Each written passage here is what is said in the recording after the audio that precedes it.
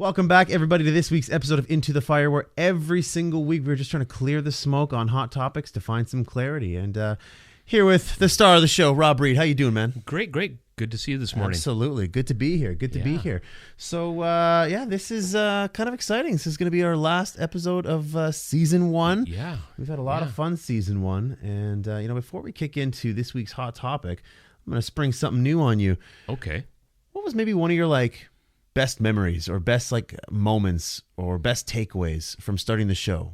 Okay, now putting you on the spot. You did put me on the spot. I wasn't ready for that one. Got him. He's so good. He's so seasoned, but I'm going to surprise him. Yeah, no, perfect. Thank you. Was it a conversation you had? Was it a big realization that you had? It doesn't have to necessarily come from one of the episodes, but something that you picked up from doing the show Season 1. It's interesting because now my gears are turning as I try to think of all this. Probably the biggest thing for me has been the response from everybody. The support I've been getting as I'm talking to people at different events out and around the city, the feedback, how much people are appreciating the comments. Love that. I'm on the phone with somebody and they're going, man, I'm so glad you're finally talking about something that the industry needs to talk about or business needs to talk about. And some of that feedback's been not something I expected and very much appreciated. I've really enjoyed it because it allows me to continue the conversations and think more about everything we have been talking about. So I learn from the people asking the questions too. So it's been great. Absolutely. And I think that's definitely one of my biggest benefits from this whole thing is the kind of relationships that you form in the community. We're out there taking pictures on Portage Avenue and people stopping you and saying, Rob, love the show. Yeah. It's a good thing. And again, this is a call to action for all of you watching to say, if you ever see Rob out there, don't be afraid to go and say hi. Don't be afraid to talk about a certain show. If you have certain topics that you want us to talk about, let us know. If you want to be on the show, throw us an email. We'd love to take a look. We do have our episode guide already filled up, but we always have another season. But in any case, it's really important that we have this engagement with the community. It's really a grassroots show. And again, your engagement is really important. So I agree, man. That's been a very cool piece to this show. Yeah, and I'd like to think that I'm an approachable person. So if you see me around town, absolutely. I love talking about this stuff. Totally. Talking to different people and learning exactly that. I've had people come up to me and say, you know what, if you ever get a chance to slot me in, can you? And you know what, I'll think about that. We squeezed some of them in for and we season have. 2. We'll share that afterwards. Yeah, though, huh? absolutely. Yeah. And some of those great conversations, and I know I've said that a few times, but enjoying the comfort and the conversation as it goes forward and what we're learning from each other and just the enthusiasm of the community, right? It's just been fantastic, Ryan. And please keep that coming too. Agreed. It's cool because you get to meet all these new people that maybe you didn't meet before or people that you didn't even know, people who are watching the show. And I think that's the best part about it is that we are internet and social media and doing shows like this. It makes your community a smaller place because we get to know each other a lot better. And so now that you're getting to know Rob better, help Rob get to know you better. And if you ever see him out in public, please stop, introduce yourself, shake his hand, and please do. Just take that relationship to the level. Yeah. Any case, today's hot topic, something that we shy away from, challenges, right? Adversity, difficulty. We shy away from it because it's difficult. It's hard. Yeah. It's uncomfortable. You're outside of your comfort zone. But challenges are also important for us to grow. Without challenge, we don't grow. Tony Robbins always says, when we win, we celebrate. When we fail, we ponder. Right. So these challenges force us to ponder. They force us to stretch a little bit. They force us to grow. So I'd really like to start discussing some of the challenges that maybe you're facing. Right. And I know that people out there are facing a number of challenges, personal challenges, challenges in business. But how do you look at these challenges? Do you look at these challenges as things that are designed to bring you down, or are you looking at these challenges as things that bring you up? So I'd love to understand, first off, your own perspective on challenges. Well, you know what? And you kind of reminded me with your Tony Robbins quote there. When you fail a challenge, you don't necessarily fail because you take the time to ponder what went wrong and why. But I think a big miss a lot of times for people is when you have the success and you don't sit back and say to yourself, what went right? Why did it go right? How do we repeat it? Good point. How do we make sure that when we're having success, that we have the scalability with it, the repeatability, so that we can continue doing it? Otherwise, did you just get lucky? Good point. Right? Real good point. Again, when we fail, we ponder. When we succeed, we celebrate. but you're also saying, listen, don't just celebrate blindly, but say, hey, what did we do? Let's measure that effectiveness. What worked well? What didn't work well? And whatever worked well, how do we keep doing more of that? How do we like rinse and repeat on that? And I think that's important for us to do. Very, very much so, because like I say, it's easy to have the high fives and the celebration and off you go and do. Everything's great, right? Totally. But the fact is, you have to really analyze, why did it go right? And I know that was part of the process of creating it in the first place. Of course. But at the end, when you're going through a project or a challenge of one type or another, it's so important to really break it down at the end and go, okay, this did work. This is what we planned for. It happened. You know, we didn't plan this, but that happened, and it really worked well. I didn't expect this person to buy in, but once we got rolling and they understood it because we explained the why, they bought in. That's why we had success. That's right. You know, so pondering a challenge because it didn't go right is important. Of course it is. I'm not trying to take away from that, because you have to understand where your mistakes are so you don't repeat them. Of course. But Absolutely. taking the time to ponder why it went right is also important. So those are challenges that you take on yourself, things that you push forward. So give me a challenge, something that you took on yourself personally in Bison that forced you to grow, that forced you to become a better business leader, that forced you to build a stronger business. What kind of challenges did you take on? Well, you know, there's always so many. I know, yeah. But I'm going to say probably the biggest challenge for me was, you know, I've always been a people person, very comfortable with people.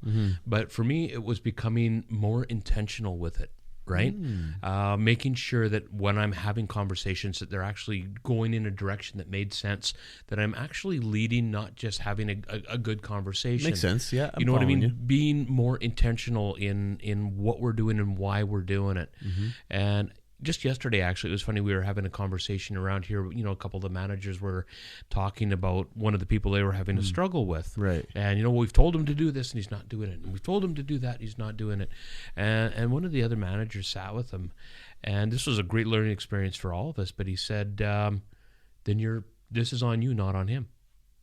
And we said, interesting. Really? And, you know, the conversation shift, a bit of a shift, because okay, what are you doing wrong?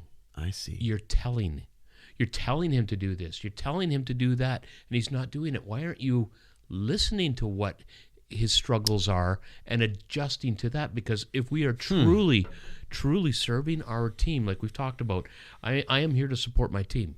That's my job. You know, I have other functions, but my number one job, support the team. If I'm not listening, how do I know where to support? It almost sounds like it's Jocko Willink, Leif Babin, extreme ownership. You know, that whole philosophy of, listen, it's so easy for us. A little bit of background on that. Jocko Willink, Leif Babin, they were Navy SEALs, and they wrote this book of extreme ownership. So if anything goes wrong in your organization, whose fault is it? And so Jocko and Leif believe, you know, it's always my fault. I'm at the top. I lead my team. It's my fault. So they had this friendly fire incident where one of their team members was firing another one of their team members. They went and they had to justify themselves to whatever body governs them. And the governing body said, whose fault is this? And each individual member of the team said, it's my fault. It's my fault. It's my fault. It's my fault. And Jocko stands up and he goes, no, it's none of your fault. It's my fault. And everyone's like, what are you talking about? It's my fault. He goes, I'm your leader. He goes, I'm your leader, so it's my fault. That right there takes a lot of business maturity, because we see this far too often in business, where if something's challenging somebody in an organization, it's so much easier just to find the scapegoat, or it's so much easier just to blame, and it's so much harder to take that responsibility on yourself. That's a culture thing. Well, and it's funny. I mean, I appreciate where you went with Jocko, and I've read the book, and I've heard that TED talk that he gave, and it's very, very inspirational if you haven't heard it. Where I was going with it in my mind was, I've been reading Stephen Covey lately, and his big line, seek first to understand. Yes, then to be understood. Yeah, that's 7 Habits of Highly Effective People. Exactly. That's right. Yeah. And so, you know, where he goes with that is seek first to understand. Well, if I don't understand what's going on with the employee, why they're struggling, why they aren't doing what we're asking, is there a reason for it? How can I help them and support them through it? Yes. So the important part here, again, is understand, ask the questions, spend 10% of your time talking and 90% of your time listening, and find out how much more you can do to support your team. Yes, I love that. How important is that? So you've taken on a challenge to be more purposeful with your communication. Instead of just making friends, making friendly, and having a conversation. You're trying to have a conversation that either helps somebody strategically, that supports the culture, that supports what we're trying to do here, supports the purpose. Right. And that takes discipline. Absolutely. It takes discipline. And it's a challenge for you to do because, you're very friendly, you're very conversational. So for you to be more purposeful and direct with your conversation, it's a challenge, but definitely you can see a result of that. Well, and I absolutely love hearing what my people have been up to on the weekends and, the different fun that they have. And they're always asking me. We're always sharing those stories, and it's great. I enjoy that part. But as I say, it's also, you have to take the time then to direct the conversation a little bit. Yeah. And that doesn't mean a hard one-on-one, hey, I've seen you, any of that stuff. Yeah. But just starting to kind of redirect how you're having the conversation and making it a pleasurable experience so that they're not feeling like, you're changing them specifically. And that kind of sounds bad in itself. No. But, you're trying to groom your employees to be the best versions of themselves they can be. Whether it's in a sales role, an operations role, an admin role, it doesn't matter. You're trying to help mentor them, bring them up, and ensure that they're becoming the best version of themselves. And that's what you're trying to do. As a leader, that's what you should do. Well, I need to be bringing value to them. Yes. And I got to bring more value to them than just feeling good about talking about their weekends. You got it, man. Or the new puppy, or, someone that's just had a new baby in the family, or all the crazy stuff that goes on. Because people have so many exciting things that happen in their lives outside of the office here. And I find that sometimes hard to believe because I always talk about, people are going, I can't believe it's Friday. It's great. And I'm going, that 2-day interruption in our fun. It just drives me nuts. That's awesome. Like, this guy's crazy. But I love that though, man. Being more purposeful with your communication is something that you've taken on as a challenge for yourself in business. And I think that there's definitely a lot of benefit from that. And I think that employees in a company love it when their leaders, not in a very direct, draconian way of I'm trying to build you up, but just through conversation, organically, trying to build people up, trying to help them become the best version of themselves.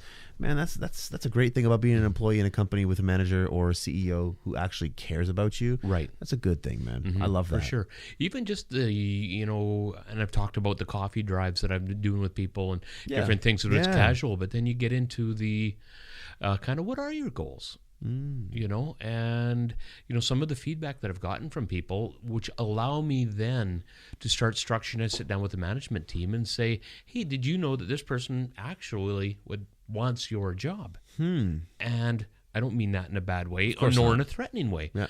That means we have someone that we can groom into a role. Heck yes. And we could take the person that's already in that role and groom them up to another. Because now we can start looking at, is the person the right person to backfill? That's right. And if so, what do we have to do to get them there? It takes business maturity though, man, like emotional intelligence. It does. Because when you say that, in some companies, this person's going for your job. All of a sudden, it's just like, okay, this guy wants my job. I'm going to take care of him real good or take care of her real good. How are we going to find a way to get rid of them? Right. So it's such a breath of fresh air to hear that, where it's just, that's great. We have somebody to groom up.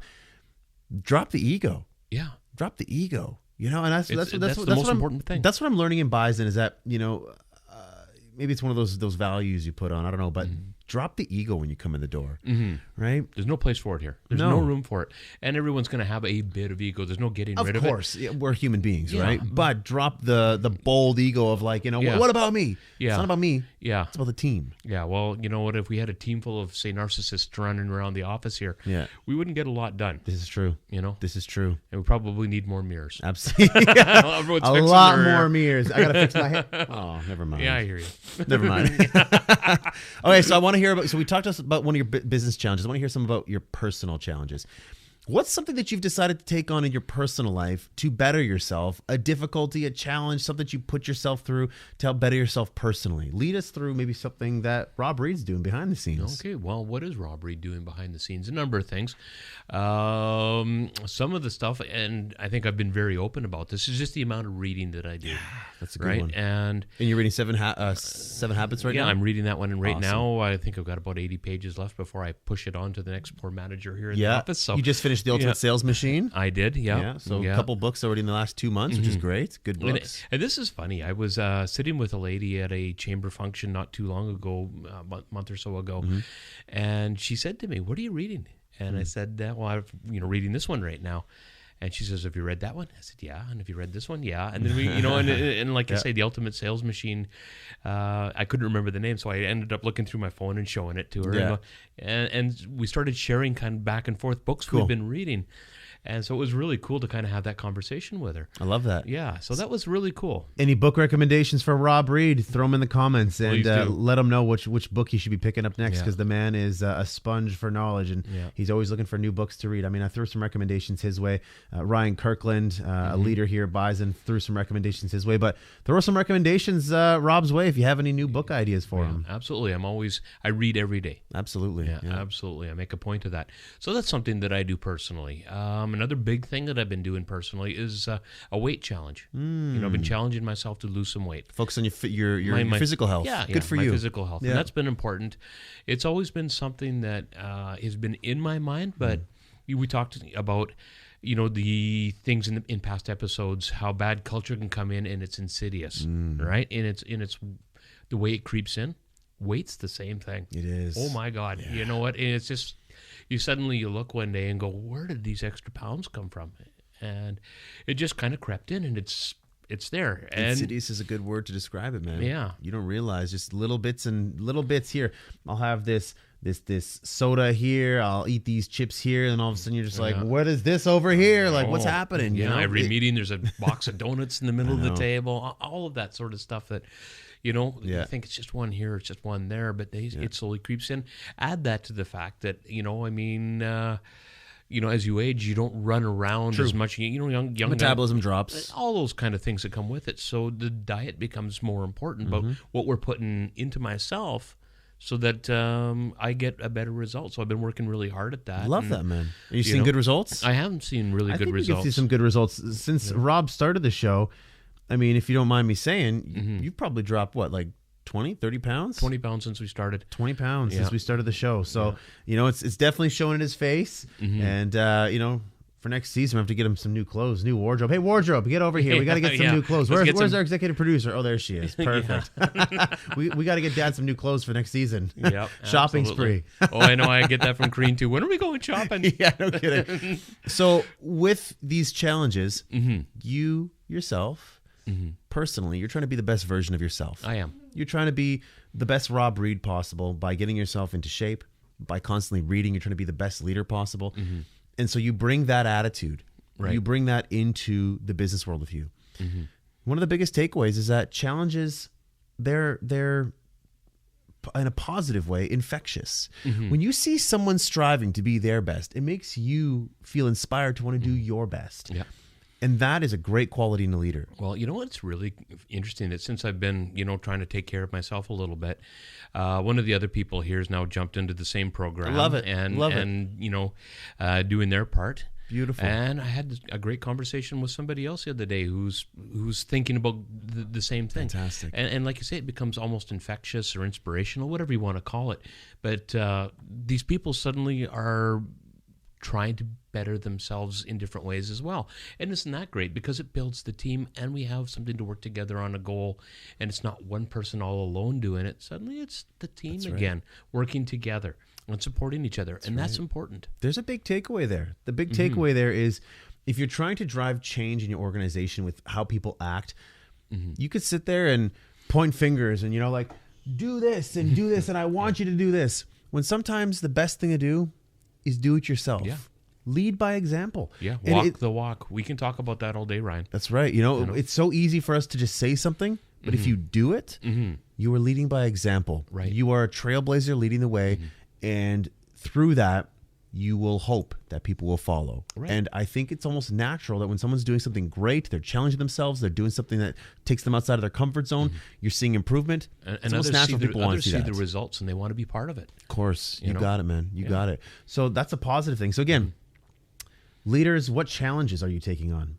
In business, in your personal life? Yeah. What challenges are you taking on? How are you leading by example? Because challenges will give you an opportunity to lead by example. As our man over here, Rob Reed, has done both in business and personal. So it's almost a challenge to everyone out there in watching. It's what challenges are you taking on? Well, and take a few minutes to be very intentional about what you want to do. Because maybe you're in great shape, but maybe you could be reading a little bit more.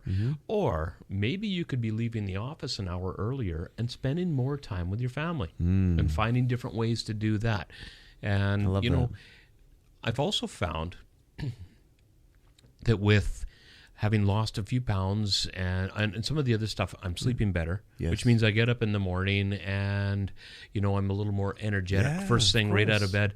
And this was funny. This happened the other day.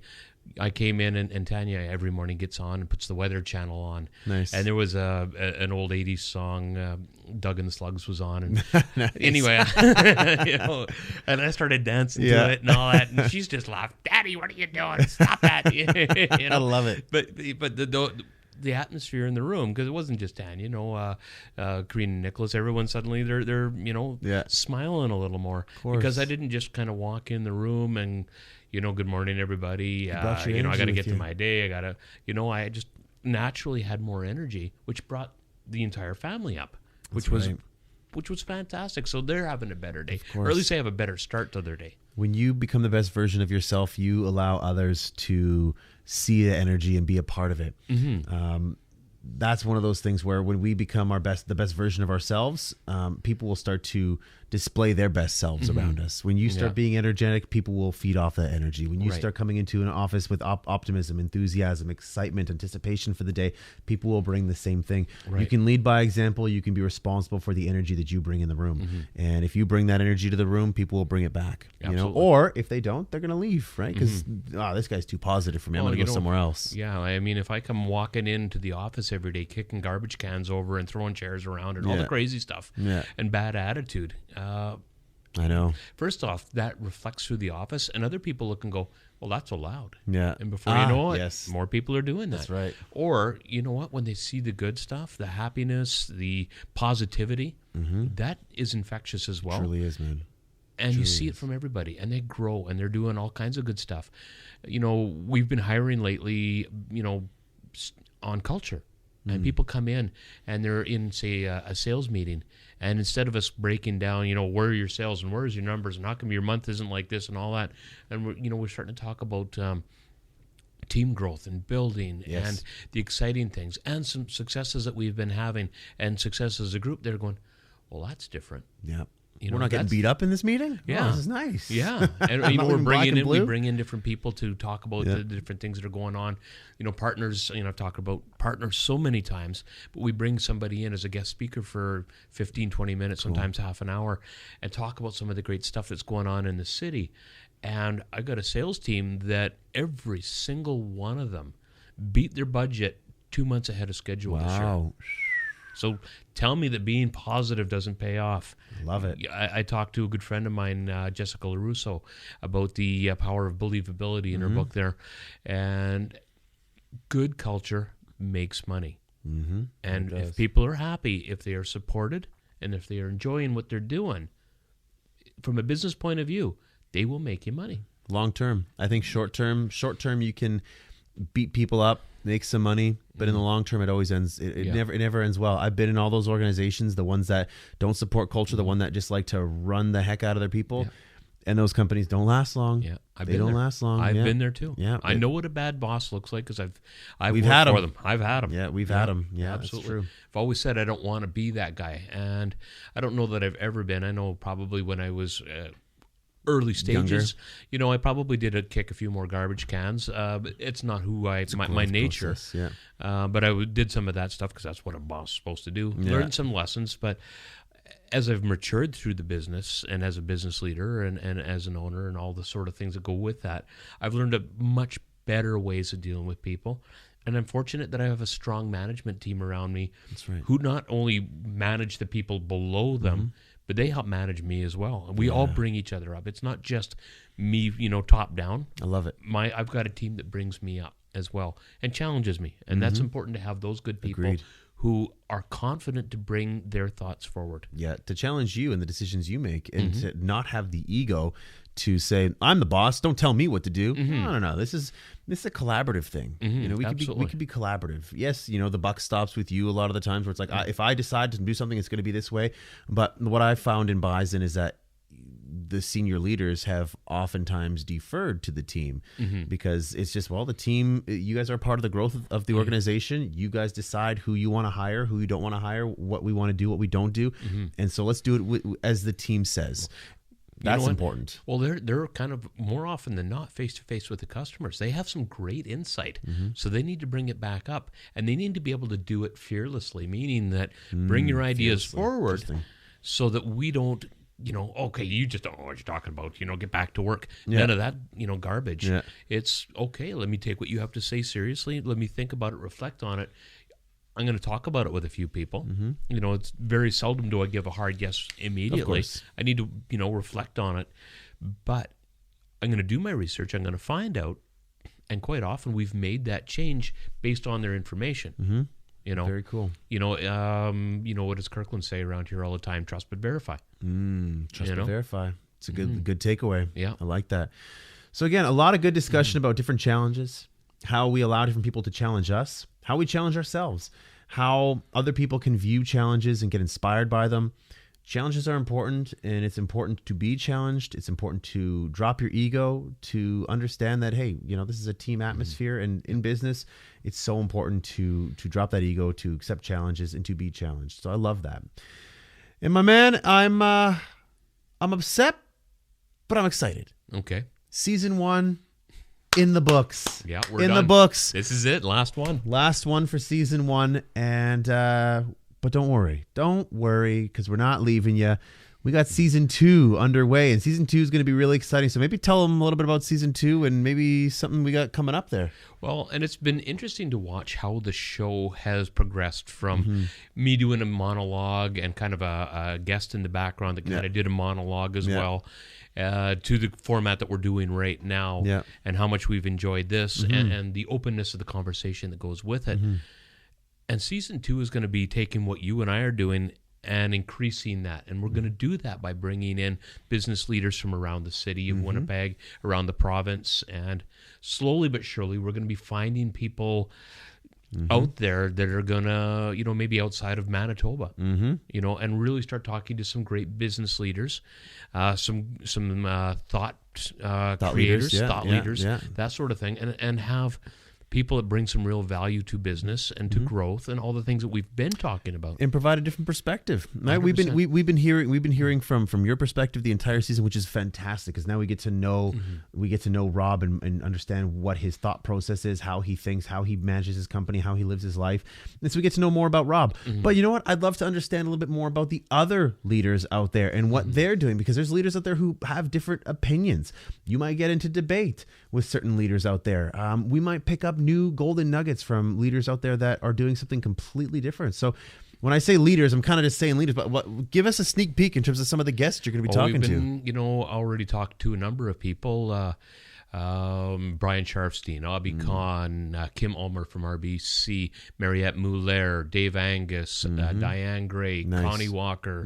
To name a few people, but a lot of people from a nice cross section of business, and we have others that we're talking with at the moment. And honestly, fantastic. There's no way I'm going to remember all the names anyway. We got a lot of episodes next season. We got a lot of episodes coming, but we have some great people. I think, in some cases, again, we're going to just you and I have that conversation like we're having right now. In some cases, as you said, try and pry things out of my brain, and good luck with that. Absolutely, yeah. Yeah, exactly. Don't worry, I got a couple crowbars with that. I'll get my executive producer to help to hold you down. But what it comes down to is we want to learn from other people. And we've always talked about this. One of your episodes, we talked about the power of diversity. Right. So we want to bring on a diverse group of people to have a conversation, to understand their approaches to business, to understand their approaches to people, to understand their approaches to life in general. Right. And we'll all be smarter because of it. And then the great thing is you'll have those interviews with the people. Producer Ryan goes back behind the camera, where I love to be. It's nice to be behind the camera and relax with my cup of coffee. But at the same time, you and I aren't changing this. We're still going to come back. We're still going to have conversations, because I'm still going to want to understand, like, hey, remember when you talked to Mary Muller or you talked to Abby Khan? Let's talk about that a little bit more. Let's go deeper. I would like to understand what your thoughts were on that in particular. And we can go way deeper into certain things. Or what did you learn? What did you like? What did you not like? And that gives us an opportunity to go a little bit deeper and go into the fire on, again, these hot topics that we're going to be discussing. And our guests are going to be bringing on their hot topics. They're going to be the ones who are going to be proposing different topics to us to bring on the show. And honestly, man, I can't wait for it. No, you know, I'm pretty excited about it as well. And again, how much I appreciate all these people that have just said, yes, we're in. You know what? We want to do this. Love it. And we're going to be talking about things that are important to them, you know, going back and forth with, you know, Winnipeg Poverty Reduction Council, things like that. Yeah. There's so many things that we can talk about that are business related that happen in the city that don't make the news, that people don't know are going on, that move this city forward in a very positive way, and how business is supporting so many things. I listened to a conversation. It was interesting at the Manitoba Chambers Awards banquet, and they had Jerry Price and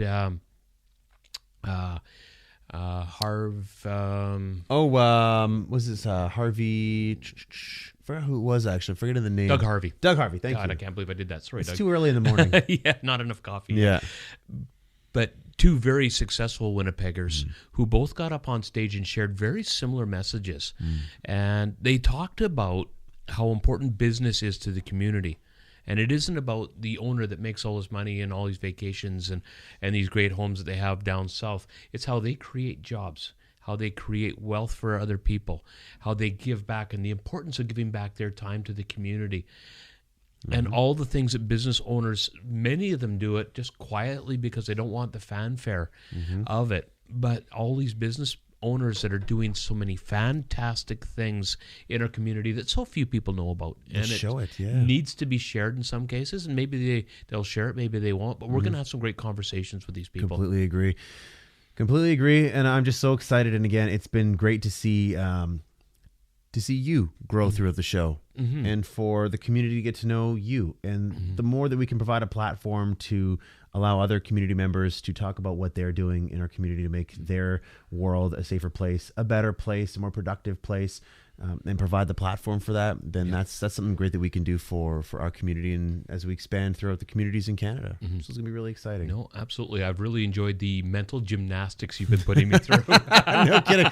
It's tough, baby. It's tough. It's not easy. It's not easy. People think you just sit in front of a mic and chit chat, but it's not easy. It takes some time. But in any case, my man, we had a great first season. First season. Absolute pleasure doing this with you.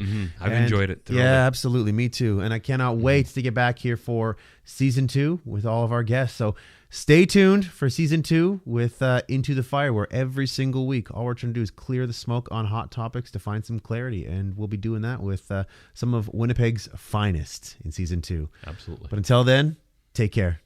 Bye for now.